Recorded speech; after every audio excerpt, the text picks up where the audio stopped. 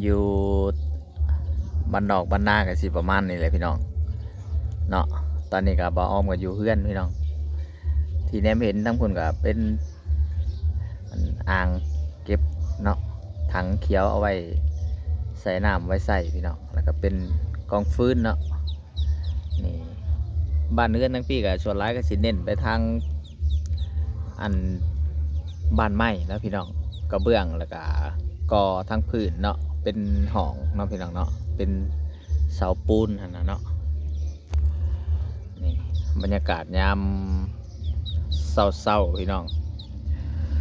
อันนี้ก็ต้องต้มข้าวต้มอยู่พี่น้องเลยต้มข้าวต้มมัดเนาะ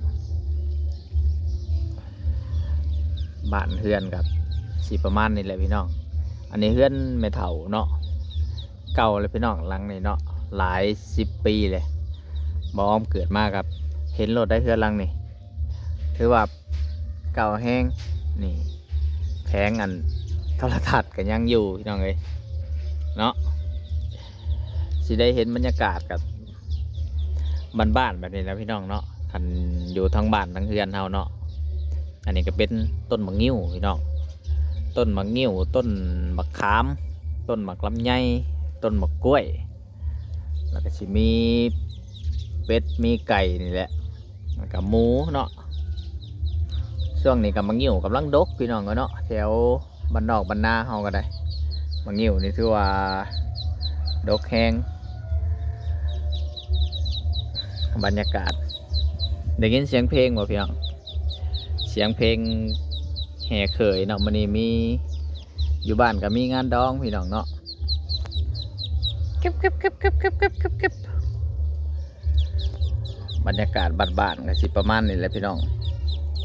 บ่มีหยังเลิศหรูเพอร์เฟกเนาะบ่มีหยังหรูหราพี่น้องอยู่แบบสบายใจเนาะหากินตามธรรมชาตินี่แหละเฮ็ดไร่ไสนาเนาะปลูกผังเลี้ยงเป็ดเลี้ยงไก่ไปซะละอันนี้ก็เป็นอันต้นหัวชิงไข่พี่น้องเนาะแล้วก็เป็นอันดอกไม้เนี่ยไผ่ตูต้นมะฮุ่งก็ปลูกเอาพี่น้องเลยเนาะอันนี้ก็เป็นครัวทางนี้ก็ได้นี่อันนี้อยู่เฮือนพี่น้องทางพุ่นกับเฮือนเขาเจ้าพี่น้องทางข้างบ้านเนาะเขาเจ้าก็ปลูกต้นหมากมีต้นคาหัวชิงไข่ต้นหมากยมดอกไม้ต้นลำไยต้นหมากพร้าวโอ้หลายอย่างพี่น้องเลยทางพุ่นก็จะเป็นทงนาคือตอนแรกเลยพี่น้องบอลสีบอมถ่ายบางต้นคลิปเนาะทางพุ่นก็จะเป็นทงนาแล้วก็เป็นข่าวนาแซงข่าวนาปังเนาะนี่บรรยากาศชนบทพี่น้องเลยเมืองลาวพาเบิ่งบรรยากาศเทือนนี่กับมุงสังกะสีพี่น้องเลยโบหูว่าขึ้นไปได้หรือโบเนาะนี่มันเก่าได้พี่น้องเลยเนาะเกือบ50 ปีน่าจะได้บ้านหลังนี้พี่น้องเลย40 ปีเนาะ40 ปีเกือบ50 ปีนี่บ่อ้อมมันน่าจะถึงได้บ้านหลังนี้เพราะว่าบ่อ้อมเกิดมาเนี่ยก็ถือว่าเห็นโลดได้พี่น้องเลยเนาะนี่แต่มื้อนี้อันมันฝนฟอยพี่น้องเนาะฝนมันปล่อยนะเนาะก็เลยว่าภาพบรรยากาศมันก็สิครึมเนาะพี่น้องเนาะก็สิบ่งามตาปันไดขนาดเนาะมันก็เลยแบบครึมฟ้าครึมฝนในจังหน่อยใส่ชีวิตแบบเรียบง่ายพี่น้องเลี้ยงเป็ดเลี้ยงไก่เนาะอันนี้ก็เป็นคอกเป็ดนี่คอกเป็ดเลี้ยงเป็ดเลี้ยงไก่อันนี้ก็แผงโทรทัศน์ยังใส่แผงโทรทัศน์อยู่ได้พี่น้องเอ้ยแต่ว่าบ่ได้ใส่ดอกนี่บ้านบ่มีคนอยู่ยังมีอู่อยู่เทิงโหหายเบิ่งขึ้นไปบ่ได้ดอกพี่น้องมันหกเนาะญาติมันหักกับมันนั่นบ่กล้าขึ้นไปดอกฝนมาเลยก็ บางทีพักไปส่องเมืองขางอีกขางเมืองหนึ่งพี่น้องขางมันจะเป็นมีเหล่าเขาเนาะมีเหล่าเขานี่บรรยากาศก็สิประมาณนี้เลยพี่น้องเห็นต้นงิ้ว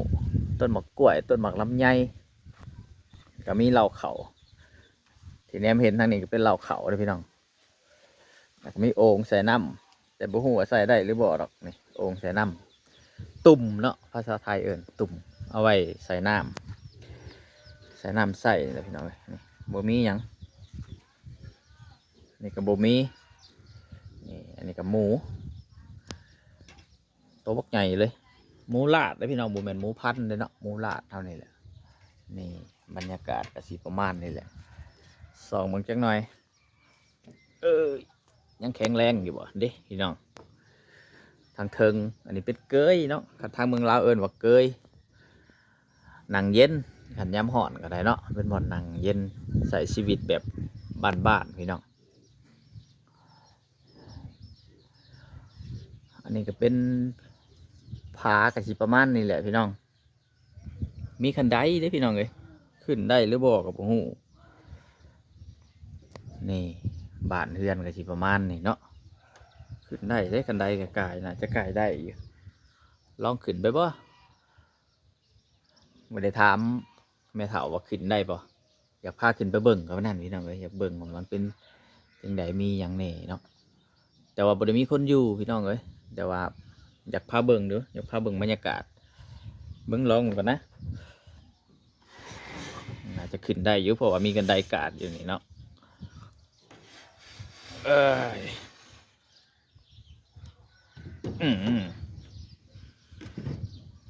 เพื่อน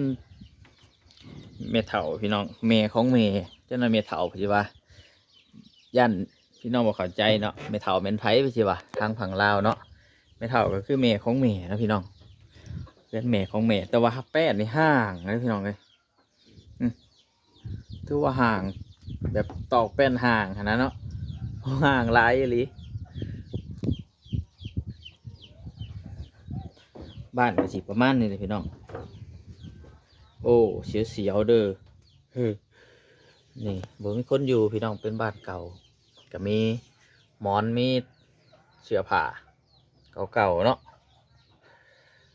ทางในเขาได้หรือบ่ก็บ่ฮู้ล็อกบ่ได้จังไดเปิดได้บ่เพิ่นเด้อเปิดได้อยู่พี่น้องเด้ปลาด้านในเอ้ยด้านในก็เป็นโป่งแบบนี้เลยพี่น้องเลยก็มีหยังแหน่มีแต่เสือบริใส่แล้วก็นี่ขวดน้ำบมีคนนอนพี่น้องแล้วก็มีปฏิทินเก่าๆเนาะแล้วก็ศาสตร์มีหยังพี่น้องเฮาพาเบิ่งบรรยากาศซื่อๆอันนี้คือเฮือนเฒ่าใหญ่เนาะหรือว่าเฮือนแม่ของแม่บ่อ้อมเลยปิดก่อนปิดประตูแบบนี้เลยพี่น้องเอ้ยบ้านบ่มีเพดานเด้บ่มีฝ้าเด้เอากับอยากให้พี่น้องได้เห็นเนาะก็เลยเก็บบรรยากาศให้ได้เบิ่งก็สิประมาณนี้แหละพี่น้องเอ้ยแต่ว่านั่งแบบซี่นะมันเป็นบ่อนนั่งเย็นนะเนาะนั่งชมวิวแบบเห็นทุ่งนาคันถ้านั่งแบบนี้มันก็จะเห็นทุ่งนาเนี่ยเห็นบ่พี่น้องเนาะแนมไปแบบซี่นะจะเห็นทุ่งนาเห็นบรรยากาศรอบๆเพื่อนนะพี่น้องเนาะเย็นๆนี่เบิ่งบรรยากาศแบบนี้อยู่ชนบททางเมืองลาวพี่น้องเนาะอันนี้ก็อยู่ที่บ้านวังเมาเมืองจำพรแขวงสวรรณเขตพี่น้องที่เห็นอยู่นี่ก็เป็นเหล้าเลยพี่น้องทางฝั่งลาวเหล้าเนาะบอลใส่ข้าวเปลือกพี่น้องบอลที่ว่าเก็บเกี่ยวข้าวแล้วก็มาใส่ข้าวเปลือกนะเนาะใส่ข้าวเปลือกไว้